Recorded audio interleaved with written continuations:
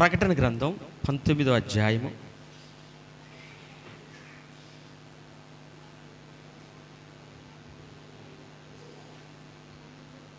5వ వచనం నుంచి చదువుకుందాం.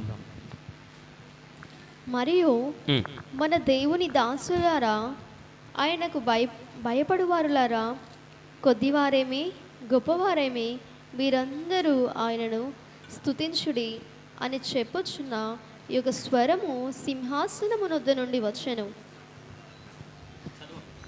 అప్పుడు గొప్ప జనసమూహము శబ్దమును, విస్తారమైన జలముల శబ్దమును, బలమైన ఉరుముల శబ్దమును పోలిన యొక్క స్వరము, సర్వాధికారియు ప్రభువునగు మన దేవుడు ఏలుచున్నాడు, ఆయనను స్తుతించుడి, గొర్రెపిల్ల వివాహోత్సవ సమయము వచ్చి ఉన్నది, ఆయన భార్య గొర్రెపిల్ల యొక్క వివాహ సమయము వచ్చినది, ఆయన భార్య తన్ను తాను సిద్ధపరచుకొని ఉన్నది గనుక మనము సంతోషపడి ఉత్సహించి ఆయనను మహిమపరచుదమని చెప్పగా వింటిని. దేవునికి స్తోత్రం. యోహాను గారు కంటున్నటువంటి పరలోక దర్శన ఆ స్వరూపమును మనం ఈరోజు చూస్తూ ఉంటున్నాం. సంఘము గొర్రెపిల్ల వివాహ మహోత్సవమునకు సిద్ధపరచబడిందట. ఏమంటున్నాడు? వివాహ మహోత్సవమునకు, గొర్రెపిల్ల వివాహ మహోత్సవమునకు సిద్ధపడిన ఆయన భార్య, సిద్ధపరచబడిన సంఘము అని నేను వింటున్నాను అని అంటున్నాడు. దేవునికి స్తోత్రం. హల్లెలూయా. గట్టిగా స్తోత్రం చెబుదామా? హల్లెలూయా. మనందరం కూడా దేవుని సన్నిధిలో సిద్ధపాటుకు కావలసినటువంటి అవసరతలో, సిద్ధపాటుకు కావలసినటువంటి వాటన్నిటిని మనం సమకూర్చుకొని నమ్మకంతో, యథార్థతతో దేవుని నమ్మకమైన కృపలో ఉండడానికి మనందరం కూడా సిద్ధపాటు కావాలి. దేవునికి స్తోత్రం. హల్లెలూయా. ఈరోజు సంఘాలు ఎందుకు ఎలాగో ఆయత్తపరుస్తున్నారు, ఎందుకు ఎలాగో మందిరాలను నిర్మాణం చేసి మందిరాల్లో సంఘాలను కూడగట్టి ఆ సంఘాల్లో ప్రార్థన, ఆ సంఘాల్లో దూపము, ఆ సంఘాల్లో ఆ దేవుని కొరకైనటువంటి పిలుపు విషయమైనటువంటి మాటలు బోధిస్తున్నారంటే ప్రతి సంఘము ఎత్తబడే దిశగా ఉండాలి. స్తోత్రం చెబుతాం. ప్రతి సంఘము వివాహానికి సిద్ధపడినటువంటి వధువు సంఘముగా క్రీస్తు కొరకు సమర్పింపబడేదిగా ఉండాలి. దేవునికి స్తోత్రం. ఆ రీతిగా నువ్వు ఉన్నావా లేదా ఈ దినం మనం చూసుకోవాలి. ఆ రీతిగా మనం సిద్ధపాటు కలిగి ఉన్నామా? యోహాను గారు దర్శనాన్ని కంటున్నాడు. యోహాను గారు దర్శనంలో సిద్ధపడిన సంఘమును గూర్చి, ఇదిగో వివాహ సమయం ఆసన్నమైంది, వివాహ సమయం ఆసన్నమైంది, ఆయన భార్య అనగా సంఘము సిద్ధపాటు కలిగి ఒకసారి ఎఫెసీ పత్రిక 5వ అధ్యాయము 27 నుంచి చూద్దాం. అది కళంకమైనను ముడతయైనను అట్టిది మరి ఏదైనను లేక పరిశుద్ధమైనదిగాను నిర్దోషమైనదిగాను మహిమగల సంఘముగాను. దేవునికి స్తోత్రం. ఎలా సిద్ధపరుస్తున్నాడట పెండ్లి కుమార్తెను? పరిశుద్ధమైనదిగాను, నిర్దోషమైనదిగాను, మహిమగలదిగాను సిద్ధపరుస్తున్నాడట. దేవునికి స్తోత్రం. క్రీస్తు కూడా సంఘమును ప్రేమించి కళంకమైనను ముడత అయినను అట్టిది మరి ఏదైనను లేక నిర్దోషమైనదిగా ఉండాలి. సంఘం ఎలా ఉండాలి? కళంకము లేనిదిగా ఉండాలి. సంఘం ఎలా ఉండాలండి? సిద్ధపడే సంఘం ఎలా ఉండాలి? కళంకము లేనిదిగా ఉండాలి, ముడత లేనిదిగా ఉండాలి, డాగు లేనిదిగా ఉండాలి. సిద్ధపరచబడిన సంఘానికి ఉండవలసిన లక్షణాలు ఇవి. ఏమై ఉండాలి? ఏమండి, సిద్ధపడే సంఘం ఎలా ఉండాలి?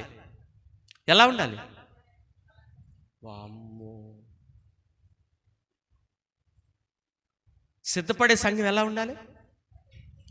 క్రీస్తు ప్రేమించిన సంఘం ఎలా ఉందట? కళంకమైనను ముడత అయినను అట్టిది మరి ఏదైనను లేక నిర్దోషమైనది గాను మహిమగల సంఘము గాను ఆయన ఎదుట దానిని నిలవబెట్టుకునవలెనని వాక్యముతో ఉదక స్నానము చేత దానిని పవిత్రపరిచి పరిశుద్ధపరచుటకై తన్ను తాను అప్పగించుకొనెను. దేవునికి స్తోత్రం. హల్లెలూయా. లోపమును తీసివేయడానికి, మచ్చను తీసివేయడానికి, కొరతలు తీసివేయడానికి, మహిమ కలిగిన సంఘముగా తయారు చేయడానికి, పరిశుద్ధమైన సంఘముగా నిన్ను తయారు చేయడానికి ఆయన దానికోసమే తన్ను తాను సమర్పించుకొని ప్రాణత్యాగం చేశాడు. దేవునికి స్తోత్రం. హల్లెలూయా. ఈ దినము సంఘాల్లో కొరతల్లో ఉన్నాయి, సంఘాల్లో సమస్యల్లో ఉన్నాయి, సంఘాల్లో అనేకమైనటువంటి పరిస్థితుల్లోకి వెళ్ళిపోయి సిద్ధపాటు అనేది మర్చిపోయారు. దేవునికి స్తోత్రం. హల్లెలూయా. క్రీస్తు యొక్క ఉద్దేశం ఏమిటంటే అది కళంకమైననో ముడత అయిననో లేక దానిని ఆయన ఎదుట నిలవబెట్టుకోవాలనని ఆ ప్రేమతో మనల్ని పరిశుద్ధపరిచే ప్రయత్నం చేస్తున్నాడు. అందుకే నువ్వు మందిరంలో ఉండాలా, అందుకే నువ్వు వాక్యంతో సహవాసం చేయాలా, అందుకే నీలో ఉన్న మురికిని, నీలో ఉన్న కుళ్ళును, నీలో ఉన్న లోపాన్ని, నీలో ఉన్న బలహీనతలో తీసివేసుకొని పరిశుద్ధమైన సంఘముగా. ఎలాగా పరిశుద్ధమైన సంఘముగా నువ్వు తీర్చిదిద్దబడాలా. దేవునికి స్తోత్రం. హల్లెలూయా. హల్లెలూయా. ఒక కాపరి దేవుని ఎదుట ప్రధాన కాపరి ప్రత్యక్షమైనప్పుడు, ఆ ప్రధాన కాపరి ప్రత్యక్షమైనప్పుడు మనందరం కూడా మహిమ కిరీటం పొందాలి, జీవ కిరీటం పొందాలి, దేవుడిచ్చే అనుగ్రహాన్ని పొందుకోవాలని తాపత్రయపడుతున్నాడు. దేవునికి స్తోత్రం. హల్లెలూయా. ప్రేమిటి దేవుని సంగమా, దయచేసి జ్ఞాపకం చేసుకుని ఏంది పరిశుద్ధత, ఏంది సిద్ధపాటు, ఏంది అయ్యగారు ఏమేం చెప్తున్నాడో మాకు అర్థం కావట్లేదు అనుకుంటున్నారా? పరిమిటి దేవుని వర్లారా, దయచేసి జ్ఞాపకం చేసుకోండి. నువ్వు సిద్ధపడిన సంఘములో ఉండాలనేది నా ఆశ. సిద్ధపడిన సంఘాలకు ఉన్న లక్షణాలు ఏంటి? మహిమ కలిగినది గాను, నిర్దోషమైనది గాను, పరిశుద్ధమైనది గాను. ఏ సంఘం అది? మహిమ కలిగిన సంఘం అట, నిర్దోషమైన సంఘం అట, పరిశుద్ధమైన సంఘము. మీరు రిప్లై ఇవ్వట్లా, అసలు మీరు వాక్యం వింటున్నారో లేదో కూడా తెలియట్లా. దేవునికి స్తోత్రం. నిర్దోషమైన సంఘముగా నిన్ను తయారు చేయాలని అపోస్తలుడైన పౌలు అంటాడు. కొలస్సీ పత్రిక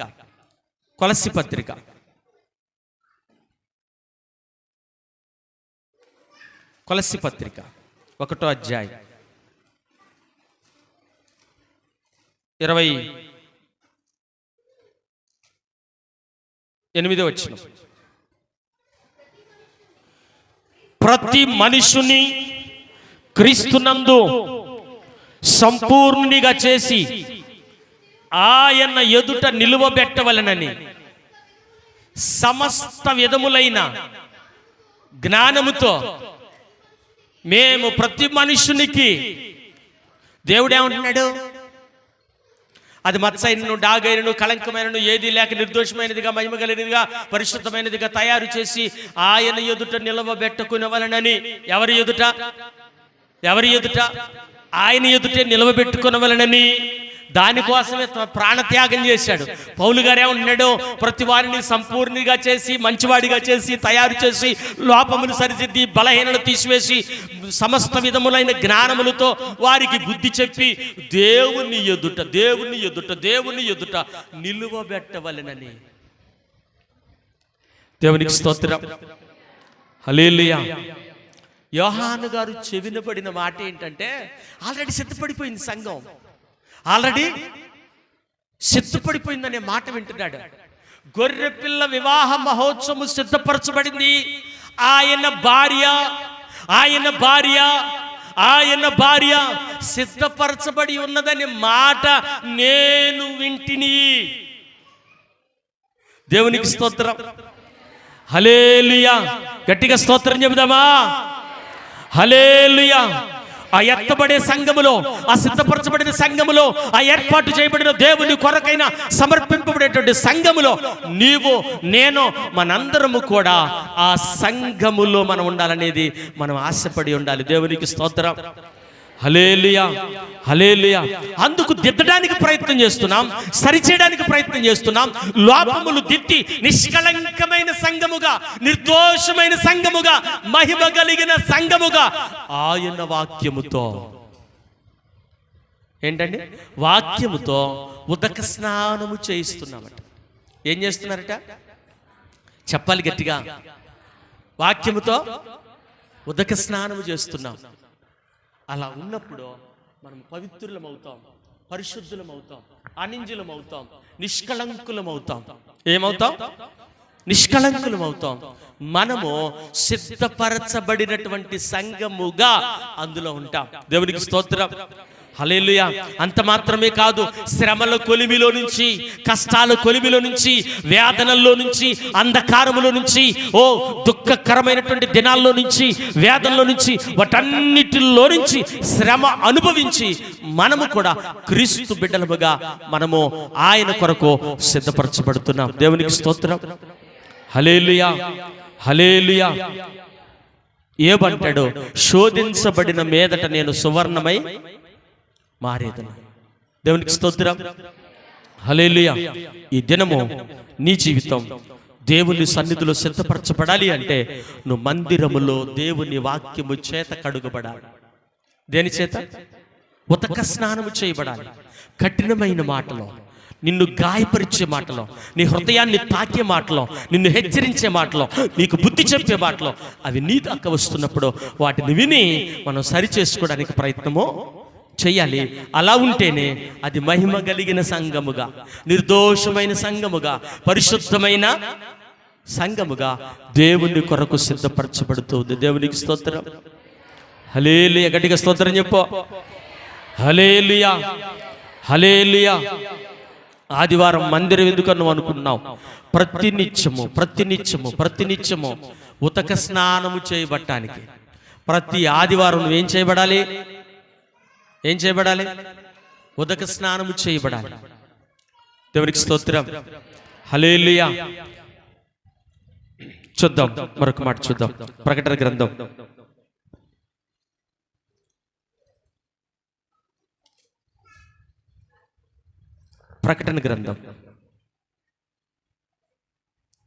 7వ అధ్యాయం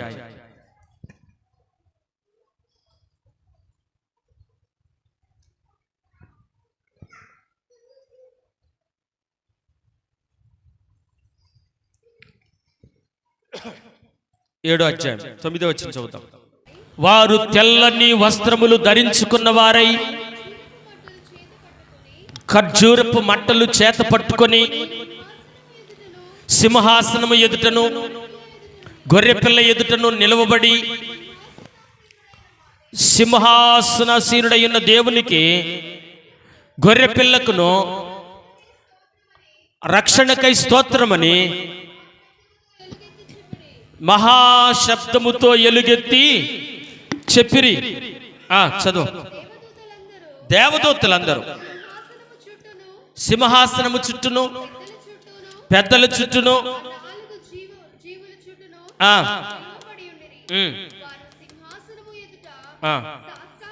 13 పెద్దలలో ఒకడు తెల్లని వస్త్రములు ధరించుకున్న వీరెవరు, ఎక్కడి నుండి వచ్చిరని నన్ను అడిగెను.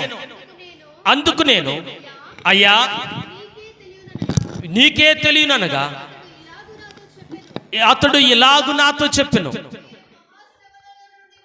వీరు మహాశ్రమలలో నుండి వచ్చిన వారు గొర్రెపిల్ల రక్తములో తమ వస్త్రములు ఉతుకుకొని వాటిని తెలుపు చేసుకొని అందువలన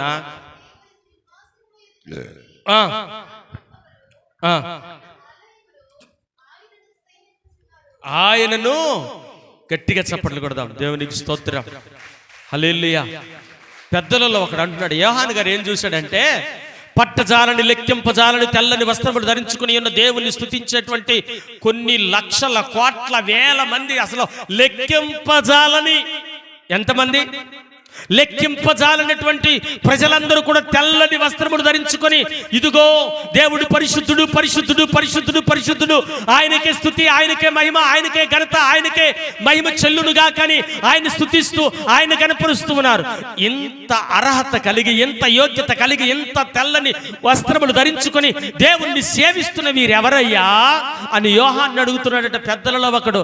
అయ్యా అది నాకేం తెలుసు అయ్యా, ఇంతమంది జనమును నేను చూసి ఆశ్చర్యపోతున్నాను, నాకు మాత్రం ఏం తెలుసు అయ్యేది నీకే తెలియనను. వీరంతా ఎవరు అంటే చివరి వరకు నిలిచిన వారు. వీరంతా ఎవరు అంటే శ్రమలలో, శోధనలో, ఇరుకులో చివరి వరకు క్రీస్తుతో కూడా నడిచిన వాడు, శ్రమలు అనుభవించిన వారు, శోధనలు అనుభవించిన వారు, వాటిని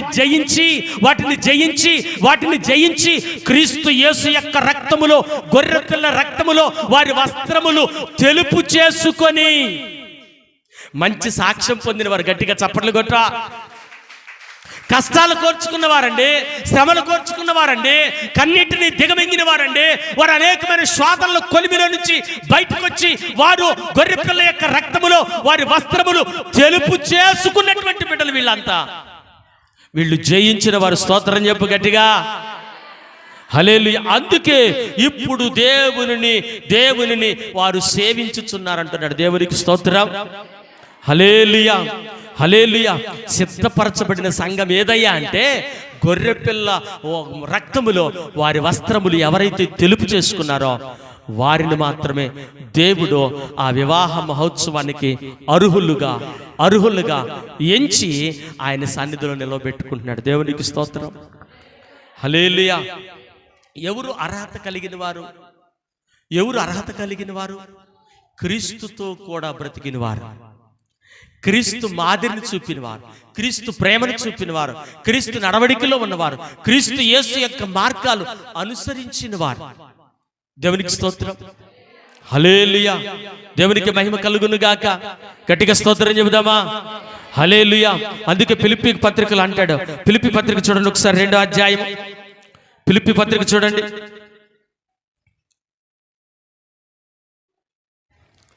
ఫిలిప్పీలకు రాసిన పత్రిక 2వ అధ్యాయం.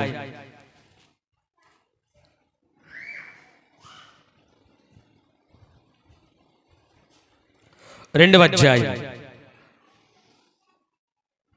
14వ వచనం చదువుదాం. మీరు మూర్ఖమైన వక్ర జనము మధ్య నిరపరాధులను, నిష్కళంకులను, అనింజులునై, జాగ్రత్తగా విన అమ్మ, నా వైపు చూడాలి. ఎవరి మధ్యలో ఉన్నావు? చుట్టూ నిన్ను నిందించేవారి మధ్యలో ఉన్నావు, అవమానపరిచేవారి మధ్యలో ఉన్నావు, హేళన చేసేవారి మధ్యలో ఉన్నావు, నిన్ను సిలువకు అప్పగించేవారి మధ్యలో ఉన్నావు, నిన్ను నిందపాలు చేసేవారి మధ్యలో ఉన్నావు. నిత్యము మీరు మూర్ఖమైన వక్ర జనము మధ్య. ఎక్కడున్నాం మనం? లోకంలో ఎలా బ్రతికామంటే మూర్ఖమైన వక్ర జనము మధ్య నిరపరాధులను. ఎలా ఉన్నారట చెప్పాలి గట్టిగా. నిరపరాధులు అంటే నిందలేని వారు, నిరపరాధులను, నిష్కళంకులను, అనింజులునై. నేరం మోపే అవకాశం లేదు, నేరారోపణ చేసే అవకాశం లేదు. నిరపరాధులను, నిష్కళంకులను, అనింజులునై దేవుని కుమారులగునట్లు సనుగులను, సంశయములను మాని సమస్త కార్యములను చేయుచు అట్టి జనము మధ్యను జీవవాక్యమును చేతపట్టుకొని ఈ లోకమందు జ్యోతుల వలె. చప్పట్లు కొట్టరేమండి గట్టిగా. మందిరానికి వచ్చే మనమేం మామూలు వ్యక్తులు కాదండి. దేన్ని పట్టుకుని ఉన్నాం?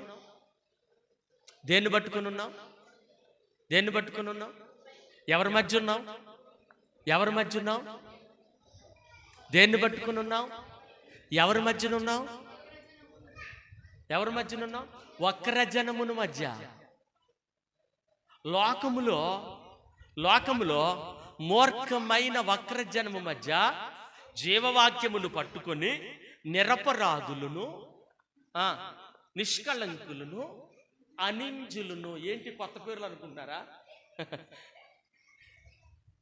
ఎప్పుడైతే నువ్వు రక్షణ పొందావో, క్రీస్తు కొరకు బ్రతకడం ప్రారంభించావు, ఎప్పుడైతే నువ్వు బాప్తీసం తీసుకున్నావో, లోకము నుంచి వేరై ప్రత్యేకింపబడి యేసుక్రీస్తు యొక్క కుమార్తెగా బ్రతకడానికి నువ్వు సిద్ధపడి అన్ని నిందలను, అన్ని శోధనలు, అన్ని అవమానాలు, అన్ని కృంగుబాటుతనాల నుంచి, వాటన్నిటి నుంచి విడిపించబడి, సంఖ్యల నుంచి తెంచబడి, నువ్వు దేవుని జీవవాక్యమును చేతబట్టుకొని మూర్ఖమైన వక్ర జనము మధ్య ఉన్నా కూడా నీ చేతిలో ఏముంది? నీ చేతిలో జీవవాక్యమును చేతబట్టుకొని నిష్కళంకులను, అనింజులను, నిందలేని వారై దేవుని కొరకు బ్రతికారో వీళ్ళు మాత్రమే జయించిన వారు. వీళ్ళు మాత్రమే జయించిన వారు. వీళ్ళు మాత్రమే క్రీస్తు యేసులో కట్టబడేవారు.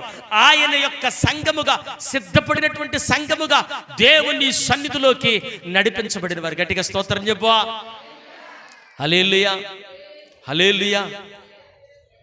6 నెలలు సహవాసం చేస్తే వారు వీరవుతారట. ఎవరు అవుతారు?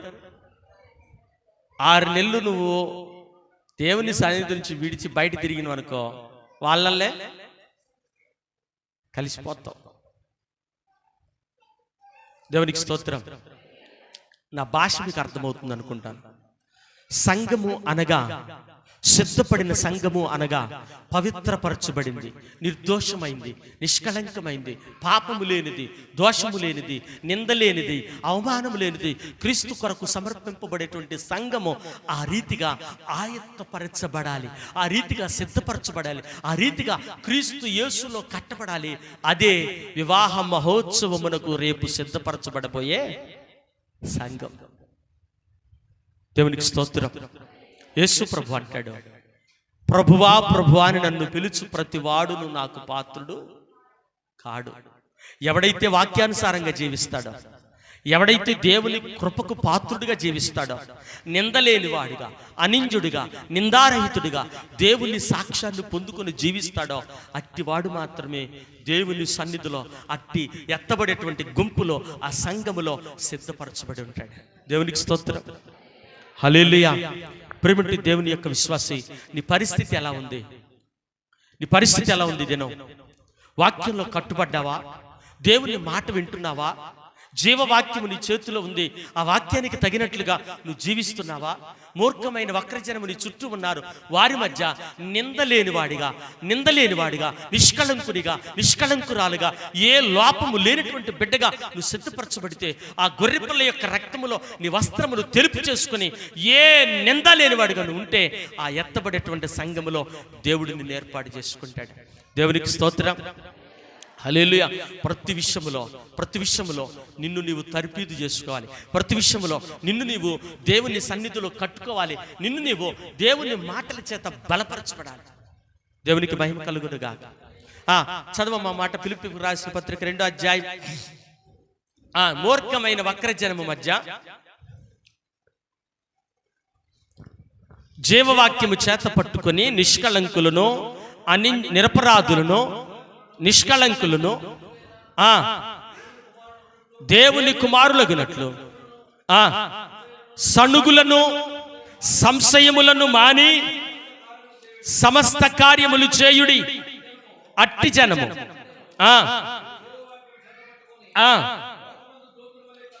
లోకమందు జ్యోతుల వలె కనబడుతున్నారు. క్రైస్తవులు ఎక్కడున్న ప్రత్యేకం, దేవుని బిడ్డలు ఎక్కడున్న ప్రత్యేకం. ఆ వెలుగు వేరు, ఆ దీటి వేరు, ఆ ప్రత్యేకత వేరు, ఆ నడిపింపు వేరు, ఆ భాష వేరు, ఆ మాట తీరు వేరు, ఆ ప్రవర్తించే పద్ధతి వేరు. దేవునికి స్తోత్రం. అందుకే మీరు ప్రత్యేకంగా కనపడుతున్నారు. పౌలు గారు ఏమంటున్నాడు?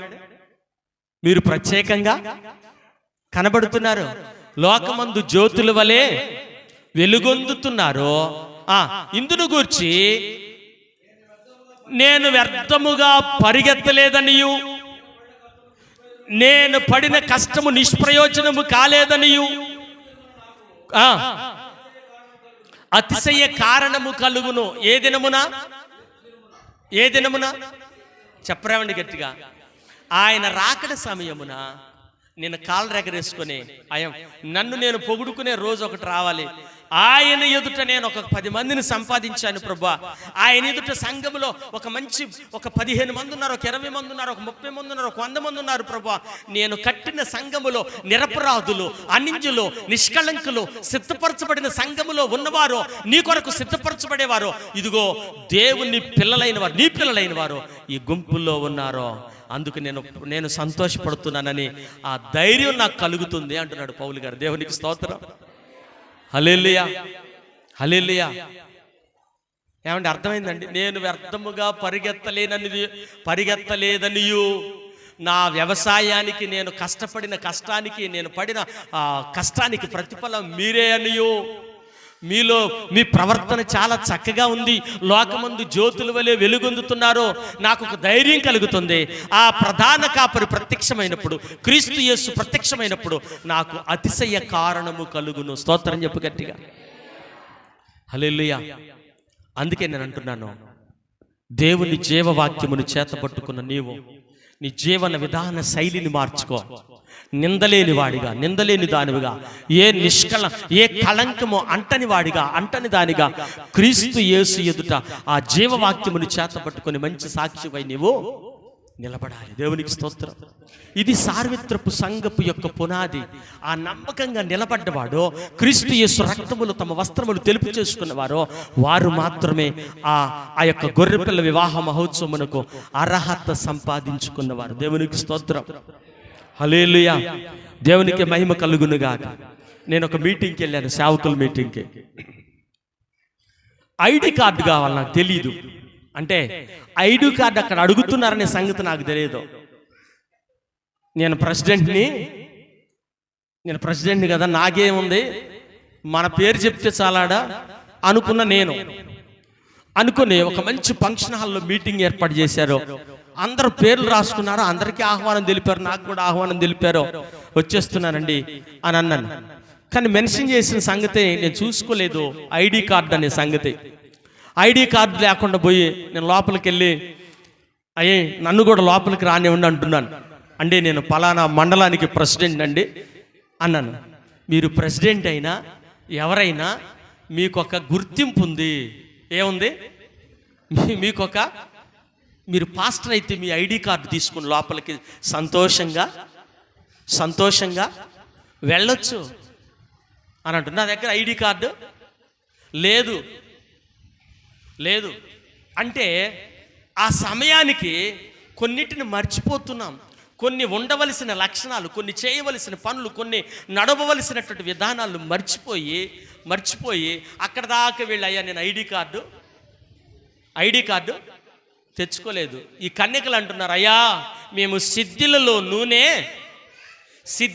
నూనె నింపుకోలేదు, మళ్ళీ పోయి నేను ఐడి కార్డు లేకపోతే నేను నూనె తెచ్చుకొని తిరిగి వస్తాను, నా కోసం వెయిట్ చేయి ప్రభు అంటే ప్రభు వెయిట్ చేస్తాడండి? చేయడం. అందుకే మందిరాల్లో ఈ సిద్ధపాటు, మందిరాల్లో ఈ కూడికలు, మందిరాల్లో సంఘానికి విశ్వాసి సిద్ధపాటు కలిగి ఉండాలి, విశ్వాసంతో ఉండాలి, నమ్మకంతో ఉండాలి, అనింజులై ఉండాలి. ఆయన రాకడ కొరకు ఈ కోటాలు జరుగుతూనే ఉంటాయి. రాకడ వరకు ఆ యేసు ప్రభు యొక్క రాకడ వరకు ఈ ప్రార్థనలు జరుగుతూనే వీటికి అంతము ఉండదు. మనం బ్రతికున్న దినాలు, ఈ శరీరంలో జీవించిన దినాలు మందిరములో ఉండి, ప్రార్థనలో ఉండి, నిందలేని జీవితం, సాక్ష్యం కలిగిన జీవితం, నమ్మకమైన జీవితాన్ని మనం జీవించగలిగితేనే అప్పుడు ఆ గొర్రెపిల్ల మహోత్సవపు సందర్భంలో మనల్ని కూడా దేవుడు ఏర్పాటు చేసుకుంటాడు. స్తోత్రం చెప్పు, గట్టిగా స్తోత్రం చెప్పు. హల్లెలూయా, హల్లెలూయా. మరొకసారి గట్టిగా స్తోత్రం చెప్పాలి. ఆయన అంటున్నాడు, యోహాను గారి దర్శనంలో అంటున్నాడు, నేను వింటున్నాను. ఒకసారి చూడండి, ప్రకటన గ్రంథం 21వ అధ్యాయం చూద్దాం.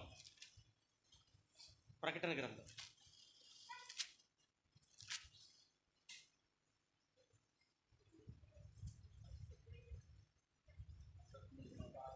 21వ అధ్యాయం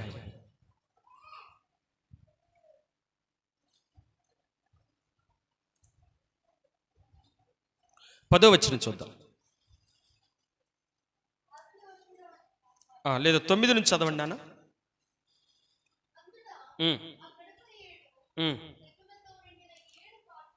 7 పాత్రలను పట్టుకుని దేవదూతలలో ఒకడు వచ్చి, ఇటు రమ్ము, పెండ్లి కుమార్తెను అనగా గొర్రెపిల్ల యొక్క భార్యను నీకు చూపెదనని నాతో చెప్పి ఆత్మవశుడునయ్యున్న నన్ను ఎత్తుకొని గొప్ప పర్వతం మీదకి కొనిపోయి యెరూషలేము అను పరిశుద్ధ దేవుని పట్టణము మహిమగలదై పరలోకమందున్న దేవుని యొద్ద నుండి దిగివచ్చుట నాకు చూపెను. దేవునికి స్తోత్రం. హల్లెలూయా.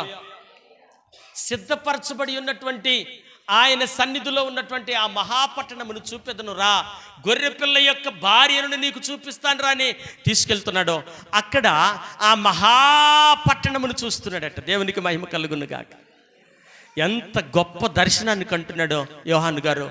ఆయన కంటున్నటువంటి దర్శనంలో ఎత్తబడే సంఘం, గుంపులో ఉన్న సంఘం, పరిశుద్ధమైన సంఘం, నిలవబడ్డ సంఘం, దేవుని సన్నిధిలో ఆ పరిశుద్ధమైనటువంటి పట్టణాన్ని, ఆ పట్టణంలో ఉన్నటువంటి ప్రజలను వారు స్తుతించే విధానాన్ని యోహాను గారు ఆ దర్శనంలో కలను కంటున్నాడు. దేవునికి స్తోత్రం. దర్శనాన్ని కంటున్నాడు. ఈరోజు ఆ ఎత్తబడే గుంపులో నీవు నేను మనందరం ఉండాలంటే పరిశుద్ధమైన, నిష్కళంకమైన, అనింజమైన, క్రీస్తుకు నచ్చేటువంటి జీవితాన్ని మనం జీవించాలి. అలా జీవిస్తే దేవుని కృపను పొందుకుంటాం. ఆయన ఆశ్చర్యమైన కార్యాలు మనం చూడగలుగుతాం. దేవునికి మహిమ కలుగునుగాక. గట్టిగా స్తోత్రం చెబుదామా? హల్లెలూయా, హల్లెలూయా. అలా సిద్ధపరచబడటానికి ప్రతి విశ్వాసి చేయవలసిన ఒక నమ్మకమైన కార్యాలు, జీవితాన్ని సరిదిద్దుకోవడంలో, కట్టుకోవడంలో నమ్మకంగా. దేవునికి స్తోత్రం.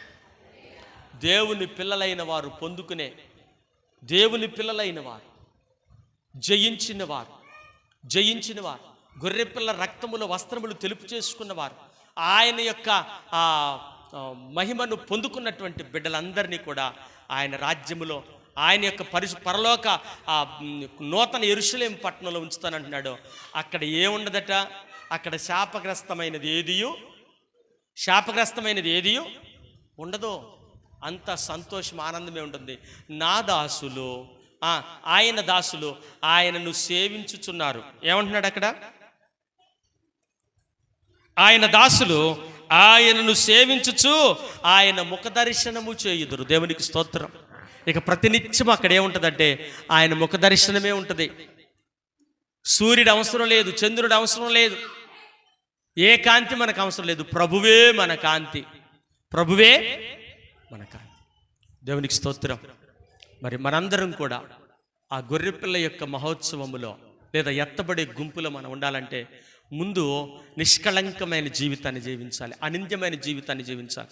ఈ లోకంలో బ్రతికున్నంత కాలము క్రీస్తు సాక్షులముగా, క్రీస్తు బిడ్డలముగా మనము బ్రతికి శోధనలు, శ్రమలు, ఇరుకులు, ఇబ్బందులు వాటన్నిటినీ జయించుకొని దేవుని కొరకు బ్రతికినట్లయితే ఈ నిత్య రాజ్యములో మనము చోటు కలిగి ఉందుముగాక. Amen, amen.